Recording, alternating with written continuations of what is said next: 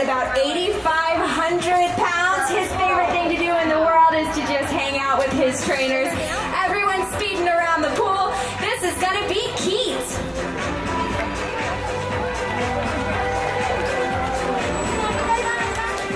And then last but certainly not least is our highest flyer. She is so athletic and she can jump so far out of the pool. Everyone focus your attention right here in front. Give it up for Shouka.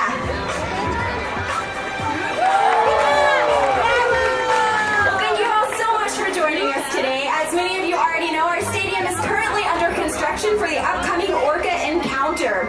This new presentation will allow you to see our whales up close and also learn how we care for them each and every day. Now let's go ahead and talk a little bit about our incredible killer whales. You might have noticed that they don't all look exactly alike, but did you know that there are actually 10 different types of killer whales? Scientists refer to them as ecotypes. They might live in different habitats, have different body shapes, and even pursue different types of food. But they all belong to the same species or sinus Orca. Here in San Diego, we're home to 11 killer whales. We have 5 males and 6 females, and they all range in age from our youngest, Amaya, at 2 years old, all the way up to our oldest whale, whom you met earlier, Corky, at 53 years old. Now, as you can imagine, with such a wide range of ages, we also have a pretty wide range of sizes. Little Amaya at 2 years old is weighing in at about 1,500 pounds right now, and our largest whale is going to be Ulysses, weighing in at about 10,000 pounds. As Ikaika and Shouka swim around the pool here, take a look at that dorsal fin located right there on their backs. As you can see, dorsal fins come in all shapes and sizes. A very common question we get is, why do some of those dorsal fins curve over? Well, there's no skeletal structure to support the height and weight of it. It's made of a dense connective tissue. So if the whales spend a lot of time at the surface of the water, gravity will start having an effect and that dorsal fin will start to curve. The pectoral flippers located on either side of their bodies help the whales to stop and steer, and unlike the dorsal fin, these pectoral flippers do contain bone. In fact, if you were to take an x-ray of one of their pectoral flippers, you would notice that they have a bone structure very similar to that of our hand. Everyone, I think Corky, Ike, Keet, and Shouka did such a great job. Let's give them a big round of applause. Keet agrees. Now, another very common question that we get is, do our whales talk to one another? Our whales communicate in all different kinds of ways, and one of those ways is through vocalizations. They can make different vocals using the muscular flap of their blowhole, and we've been able to train a few of these. So let's go ahead and take a listen.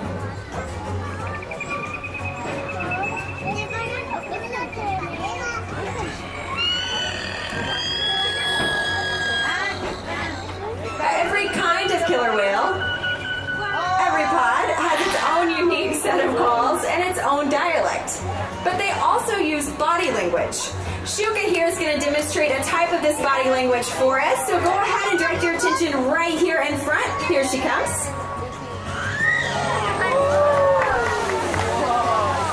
Now, a jump like that is called a breach. When the whales use their bodies to slap the surface of the water, it creates quite a commotion both above and below the surface.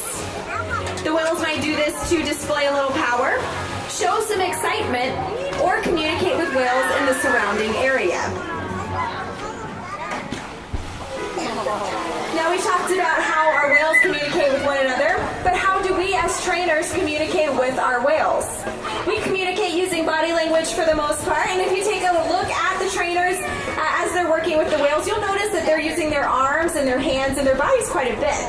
Because we've been able to develop a method of communication with our whales, we've been able to develop some pretty strong relationships. And it's because of this bond that we've been able to train some very important husbandry behaviors. Husbandry behaviors are essentially the health care of our whales, and demonstrating one of those husbandry behaviors for us is Ikaika right there in the center, or maybe that's Shouka right there in the center. When the whales learn to offer their tail flukes, our veterinarians can come out and use a vein that runs just under those tail flukes, where Christy's given Shouka a nice little tail fluke rub. They can use this blood sample just like a doctor would use a blood sample from us and check all kinds of different health factors. Now, the slide out behavior that you might see demonstrated in just a moment like Corky might be demonstrating this for us, probably right there in the center, or maybe on the far side, or maybe she's just looking for her trainer. But this slide out behavior is a behavior that allows us to weigh the whales. We keep track of the weights of the whales just to make sure that they are staying healthy, and also to make sure that calves like Amaya are growing properly. And there's Keet demonstrating this behavior for us. Now, high energy behaviors are behaviors that allow the whales to get all the exercise they need every single day. Killer whales are among the fastest marine mammals and can reach speeds of up to 28 miles per hour. We're going to see Ike demonstrate a little bit of the speed for us, so go ahead and take a look. He's going to be hanging a right-hand turn right over here, and then you'll see him probably popping up at the surface right about where I'm standing. There he is. Killer whales are not only very speedy swimmers, they are also very athletic animals, and they can get their entire body weight up and out of the water. Shouka weighs in at about 5,000 pounds, and there she is. And then you focus your attention towards the center of the pool. You'll see her get that 5,000 pounds up and out of the water. There she is. Next up, we're going to talk about how we train our animals. All of our training is based on positive reinforcement. So what that means is we draw a lot of attention to the behaviors that we want to see repeated. We can draw attention to these behaviors by giving the whales all kinds of things that they enjoy. We call this reinforcement. This might come in the way of fish, which you could probably guess, but there are many other things the whales enjoy. This includes time with their trainers. This includes time with each other, different toys. You might see like this blue tetherball right in front of me. This is one of the killer whales toys, and it's something that they super enjoy.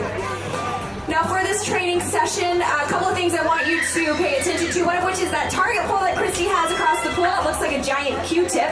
This target pole acts like an extension of our arms, since we can't always reach over the pool as far as we like. So the whales have learned to follow the bead of that target pole with their rostrum, or the tip of their face. And then they have also learned that if a target pole hits the surface of the water, that's where we're asking them to come to in the pool.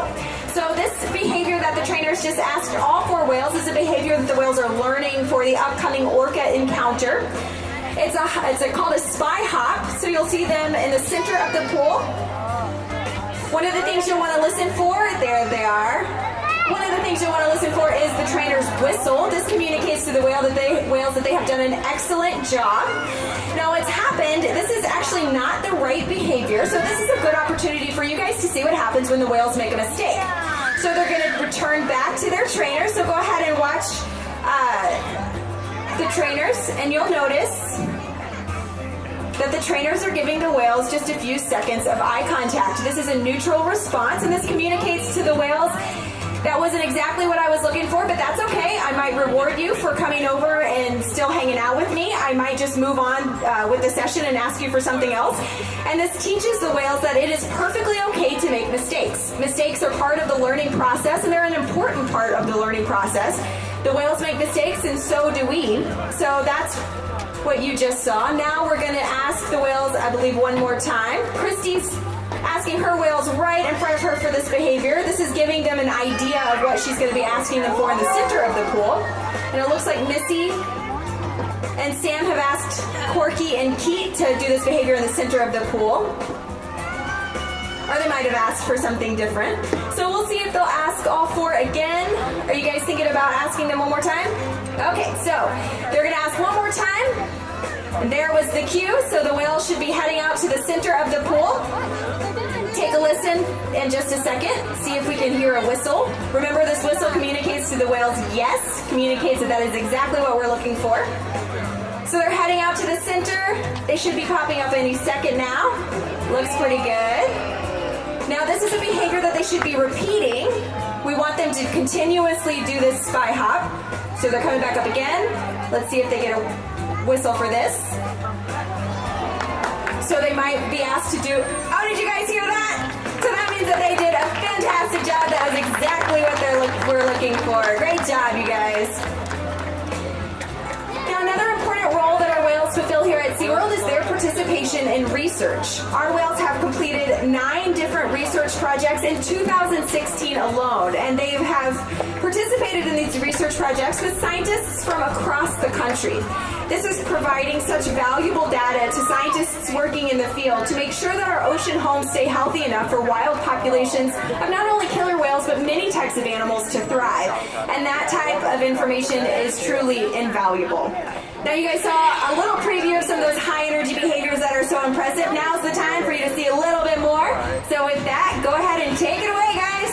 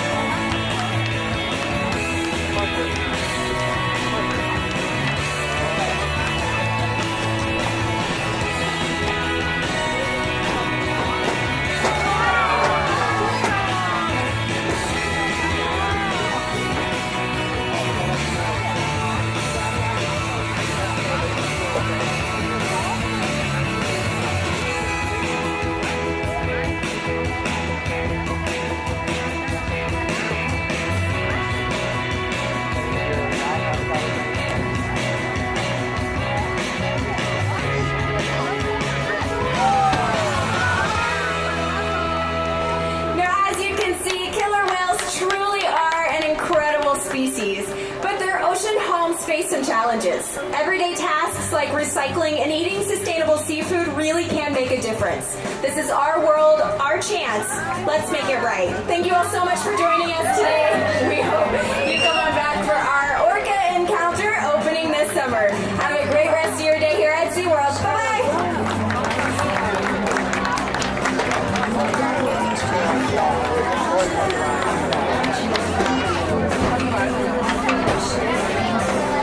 Ladies and gentlemen, for your safety and the safety of others, we kindly ask that you refrain from climbing over